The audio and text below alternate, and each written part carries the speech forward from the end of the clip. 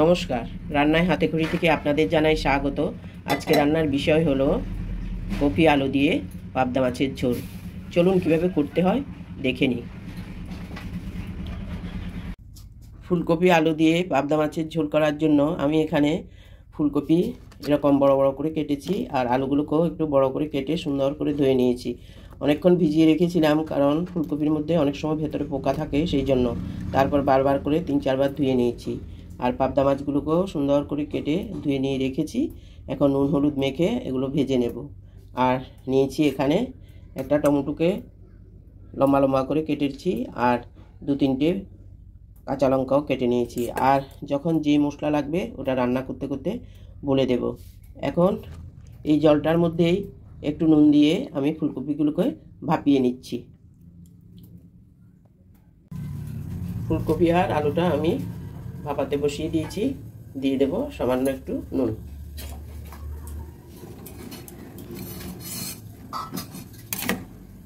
আমরা সব সময় বাঁধাকপি ফুলকপি একটু ভাপিয়ে রান্না করি। আপনাদের ইচ্ছে হলে আপনারা না ভাপিয়েও রান্না করতে পারেন। এবার পাবদা মাছগুলোতে নুন হলুদ মেখে ম্যারিনেট করে নেব। দিয়ে দিচ্ছি নুন হলুদ,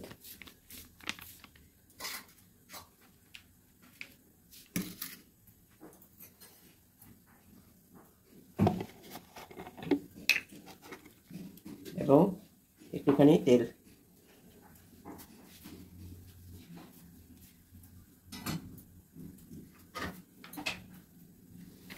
নুন হলুদ দিয়ে সুন্দর করে মাছগুলো মেখে নিচ্ছি।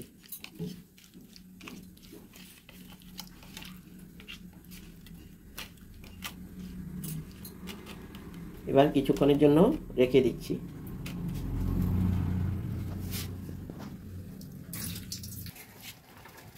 কড়াই বসিয়েছি, কড়াই গরম হয়েছে। এবার দিয়ে দেব তেল।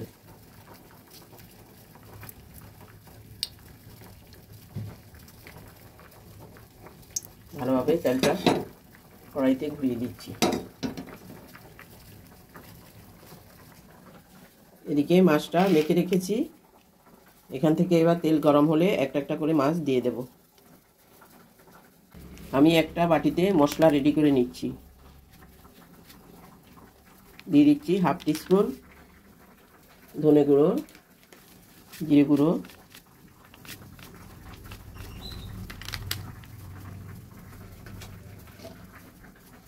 দিয়ে দিচ্ছি শুকনো লঙ্কা পাউডার। আপনারা যে যেরকম ঝাল খাবেন ওরকম দেবেন। দিয়ে দিচ্ছি একটুখানি হলুদ গুঁড়ো। এবার সবটা জল দিয়ে মিশিয়ে নেব। এদিকে কড়াইটা গরম হয়েছে। এবার আমি মাছগুলো ভেজে নিচ্ছি। তেলও গরম হয়ে গেছে।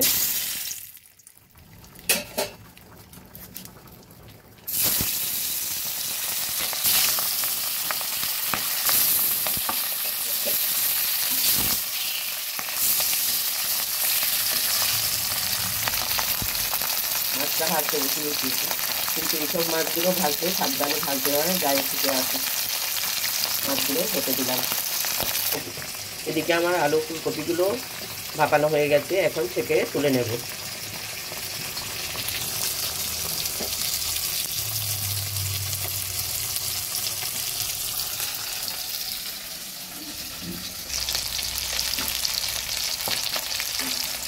মাছগুলো একদিক হয়ে এসেছে, এবার উল্টে দেবো।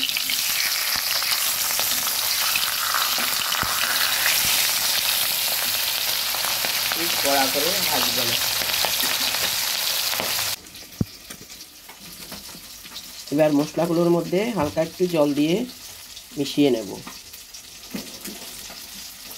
এভাবে একটু জল দিয়ে যদি মিশিয়ে রাখা হয় তাহলে অনেকটা বাটা মশলার মতো হয়।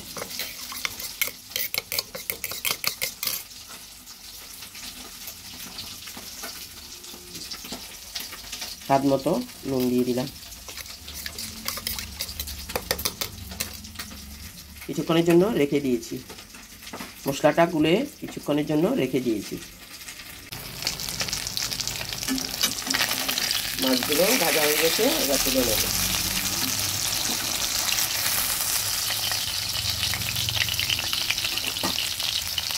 পাশ দিয়ে আমি বাকি মাছগুলো দিয়ে দিচ্ছি।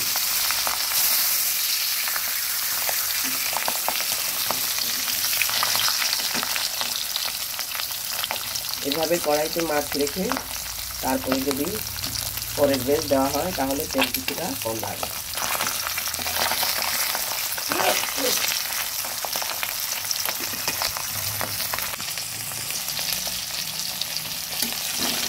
মাছ যেটুকু একটু পাল্টে ভেজে নেব।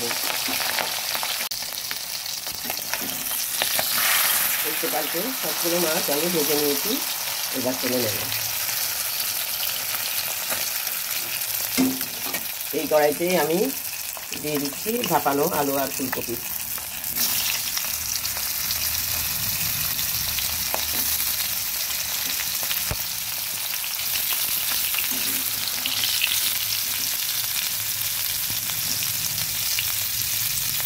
সবগুলো মাছ তুলে নিলাম।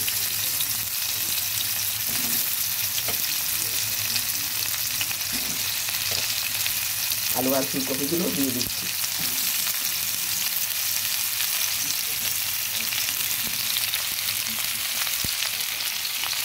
দিয়ে দেব হলুদ গুঁড়ো এবং নুন।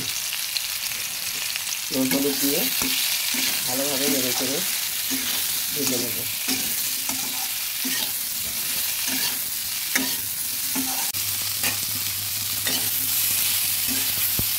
বারবার করে নেড়ে নেড়ে কপি আলুগুলো ভেজে নিয়েছি, এবার তুলে নেব।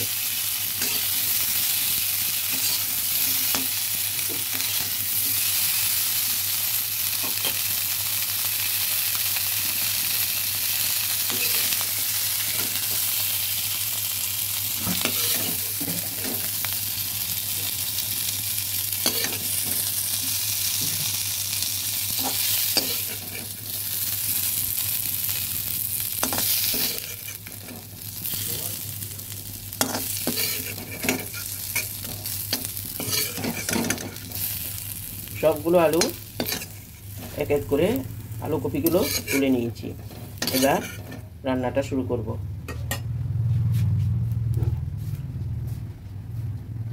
কড়াইতে তেল দিয়েছি, ফুলকপি আর মাছগুলো ভেজে নিয়েছি, কড়াইতে তেল দিয়েছি, এবার রান্নাটা শুরু করব। কড়াইতে তেল দিয়েছি, তেল গরম হয়ে গেছে, এবার আমি দিয়ে দিচ্ছি একটা তেজপাতা ছিঁড়ে দিয়েছি, দারচিনি, এলাচ ও একটা লবঙ্গ আর জিরে।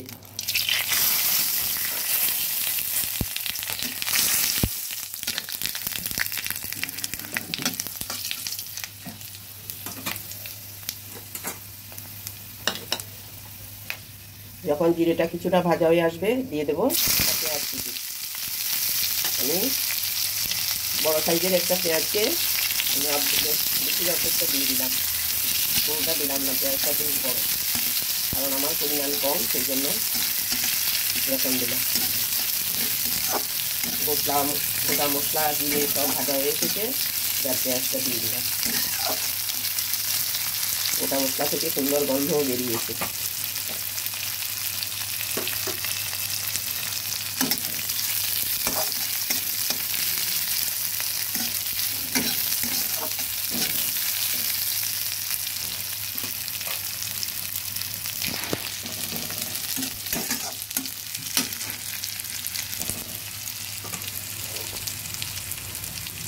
পেঁয়াজ ভাজা হয়ে এসেছে, এবার দিয়ে দিলাম আদা পেস্ট।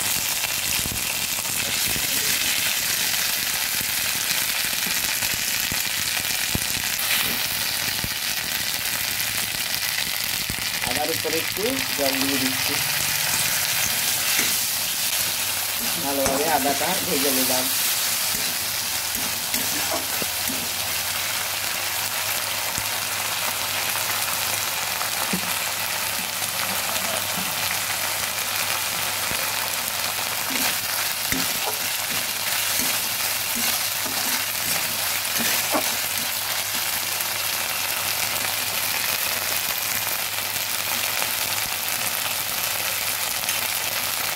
হালকা কিছু ভাজা হয়ে এসেছে, এবার দিয়ে দেবো এই মশলাগুলো আমি গুলে রেখেছি। মশলাগুলো এখানে জিরে, ধনে, লঙ্কা গুঁড়ো এবং হলুদ গুঁড়ো আর নুন সব কিছু এবার ভালোভাবে ভেজে নিচ্ছি।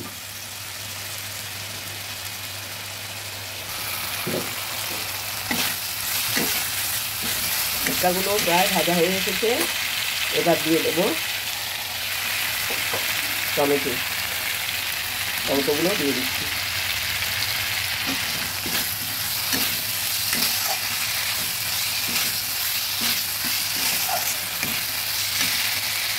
আর দিয়ে দেবো ভাজা কপি আলুগুলো।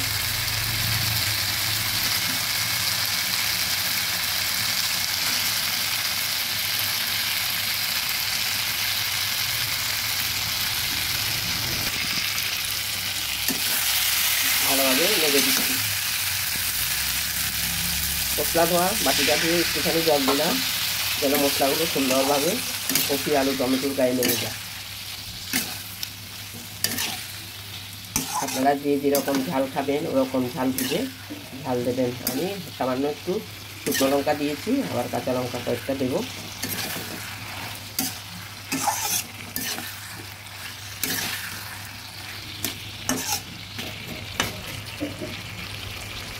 সুন্দরভাবে নেড়ে চেড়ে কিছুক্ষণের জন্য ঢেকে দিয়ে রাখবো। ঢেকে দিচ্ছি, আস্তে একটু কমিয়ে দিয়েছি। ঢাকাটা তুলে দেখছি, হ্যাঁ সব কপি আলু টমেটো সব সুন্দর ভাজা হয়ে গেছে। এবার দিয়ে দেবো জল।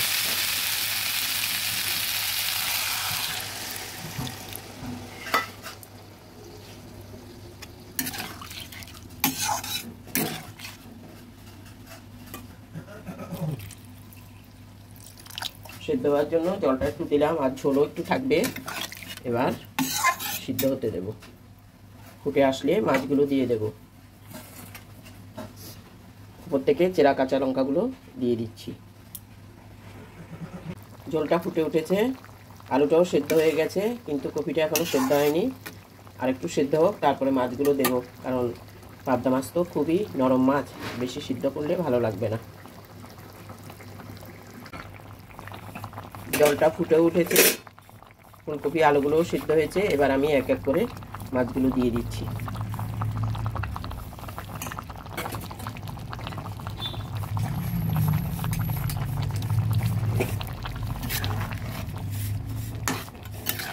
ভালোভাবে নেড়ে দিচ্ছি।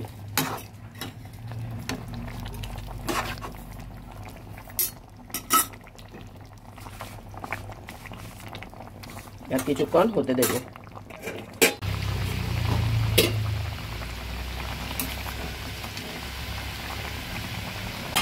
কপি আলু দিয়ে পাবদা মাছের ঝোলটা আমার প্রায় হয়ে গেছে। এবার আমি প্রত্যেকে সামান্য হালকা একটু গরম মশলা দিয়ে দিচ্ছি। বেশি দেবো না, একটুখানি দেবো।